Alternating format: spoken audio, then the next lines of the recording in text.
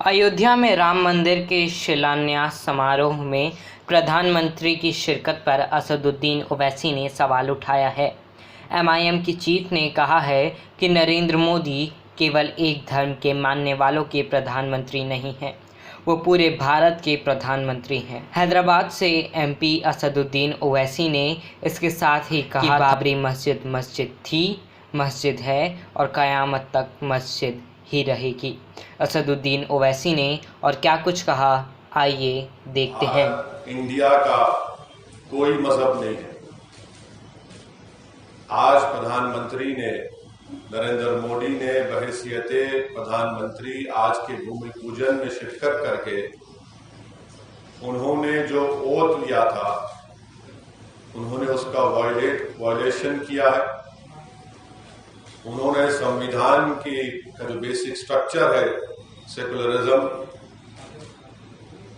उसको वायलेट किया है। और तीसरी बात यह है कि प्रधानमंत्री का आज के उस फंक्शन में जाना, आज का दिन हिंदुत्व की कामयाबी का दिन है और सेकुलरिज्म की शिकस्त का दिन है। आज का दिन जो प्रधानमंत्री बहैसियते प्राइम मिनिस्टर वहां पर गए,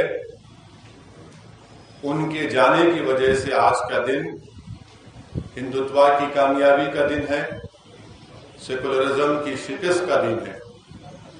बहैसियते प्रधानमंत्री नरेंद्र मोदी आज भूमि पूजन में जाकर जो उन्होंने वहां पर वो जो चांदी का पत्थर रखा, उन्होंने एक हिंदू राष्ट्र की बुनियाद आज वहां पर डाली है। तो आज का दिन सेकुलरिज्म की शिकस्त का दिन है, आज का दिन जमहूरियत की शिकस्त का दिन है और आज का दिन याद रखा जाएगा हिंदुत्व की कामयाबी के लिए। आज का दिन याद रखा जाएगा मेजॉरिटेरियनिज्म की कामयाबी के नाम से आज का दिन याद रखा जाएगा। और दूसरी बात यह है कि प्राइम मिनिस्टर ने अपने भाषण में ये कहा, अपनी तकरीर में, अपनी स्पीच में कहा कि देश बड़ा इमोशनल है। यकीनन प्रधानमंत्री नरेंद्र मोदी, असदुद्दीन ओवैसी भी बड़ा इमोशनल है। मैं इसलिए इमोशनल हूं क्योंकि मैं को एग्जिस्टेंस को मानता हूं। मैं इसलिए इमोशनल हूं क्योंकि मैं इक्वालिटी ऑफ सिटीजनशिप को मानता हूं। मैं इसलिए इमोशनल हूं कि 450 साल जिस जगह पर मस्जिद थी, जहां पर मुसलमानों ने नमाजें पढ़ी 22 दिसंबर 1949 तक, मैं इसलिए भी इमोशनल हूं कि आप ही की पार्टी के लोगों ने सुप्रीम कोर्ट को झूठ बोलकर बीजेपी और संघ परिवार के लोगों ने 6 दिसंबर 1992 को बाबरी मस्जिद को शहीद किया। मैं इसलिए भी इमोशनल हूं प्रधानमंत्री जी क्योंकि जिस जगह पर आपने भूमि पूजन में हिस्सा लेकर हिंदू राष्ट्र की बुनियाद का आगाज किया, उसके अतराफ, तीनों अतराफ मुसलमानों का कब्रिस्तान था, जहां पर मुसलमान बुजुर्गों की खबरें भी थी। इसलिए भी हम इमोशनल है। चौथी बात यह है कि प्रधानमंत्री ने अपने भाषण में यह कहा कि जो मेरे को पीआईबी से उसकी स्पीच पूरी मिली कि ये आज का भूमि पूजन एक सिंबल ऑफ इंडिया है। प्रधानमंत्री जी, आपको आपका मजहब मुबारक, आपको गुलवालकर की आइडियोलॉजी मुबारक, मगर आप देश के प्रधानमंत्री हैं। आपको ये बात समझने की जरूरत है कि देश का सिंबल ना कोई मंदिर हो सकता है, ना कोई मस्जिद हो सकती है। देश का सिंबल ना मस्जिद हो सकती है, ना मंदिर हो सकती है, ना कोई रिलीजियस प्लेस इस देश का सिंबल नहीं हो सकता। وہ سمبل ہو سکتا ہے کسی ایک مذہب کے لیے، کسی ایک کلچر کے لیے، مگر وہ انڈیا کا سمبل نہیں ہو سکتا۔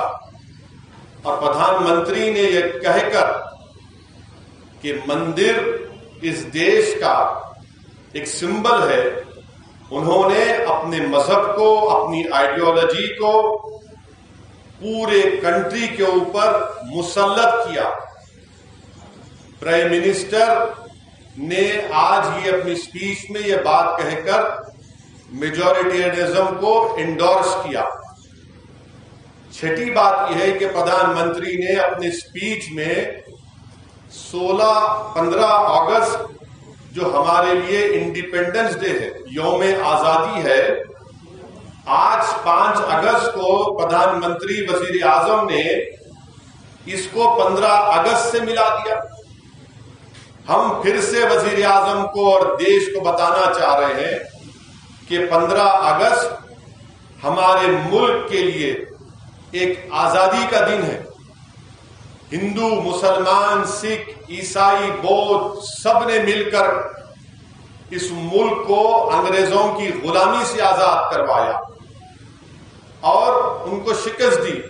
کیا پردھان منتری یہ کہنا چاہ رہے ہیں کہ 15 اگست سے ملا کر کہ ان کے چاہنے والے، ان کے ماننے والے، ان کو آج آزادی ملی؟ کس کو شکست دی پردھان منتری آپ نے بتائیے؟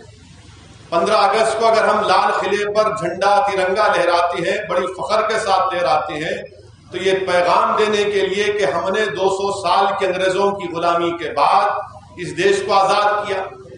کیسے پردھان منتری فریڈم فائٹرز کو، ان کی قربانیوں کی آج توہین کی کہ آج کے دن کو انہوں نے 15 اگست سے ملا دیا؟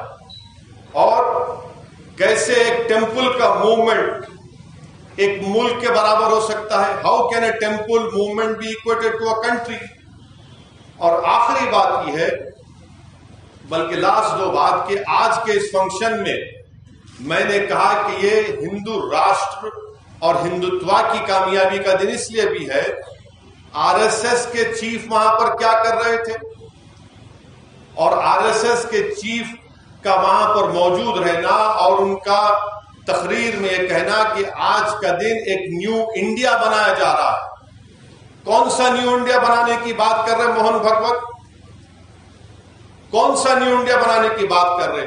وہ نیو انڈیا بنانے کی بات کر رہے جو ہندو راشٹر ہوگا، جہاں پر مائنورٹیز کو، خاص طور سے مسلمانوں کو سیکنڈ کلاس سٹیزن بنایا جائے گا، اور مسلمانوں کی زندگی اور موت کا فیصلہ اکثریتی طبقے کے گڈ ول پر ہوگا۔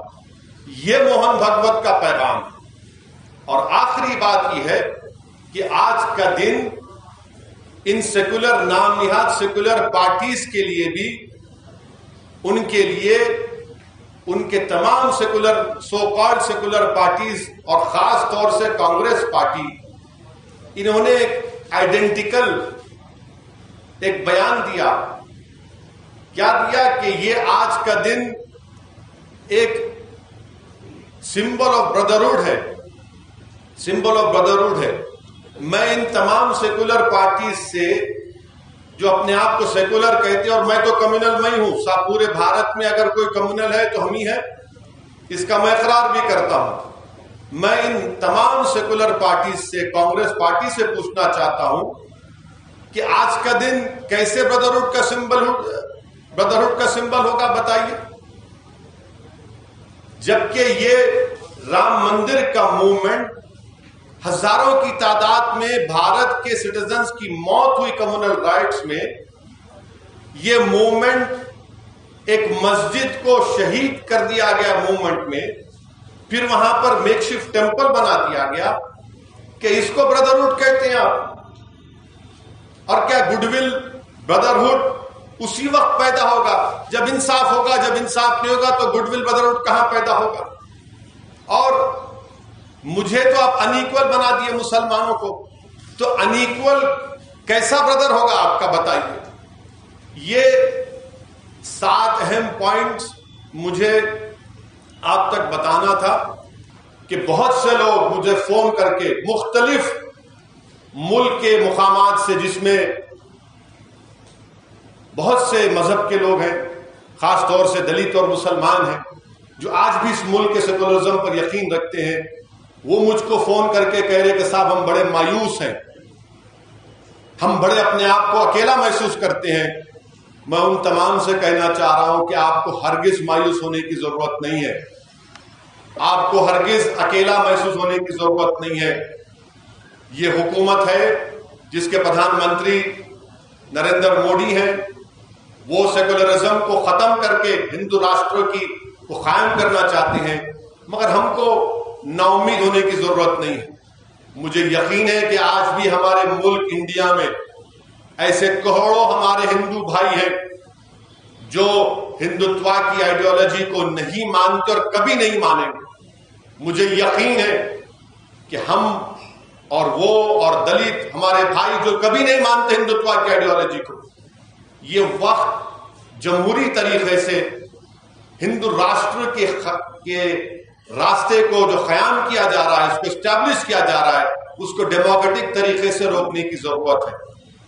میں انڈیا کے ہمارے انڈین مسلم سے بھی کہنا چاہ رہا ہوں کہ ہرگز مایوس ہونے کی ضرورت نہیں ہے. حسبنا اللہ و نعم الوکیل. آپ کو ہرگز مایوس ہونے کی ضرورت نہیں ہے.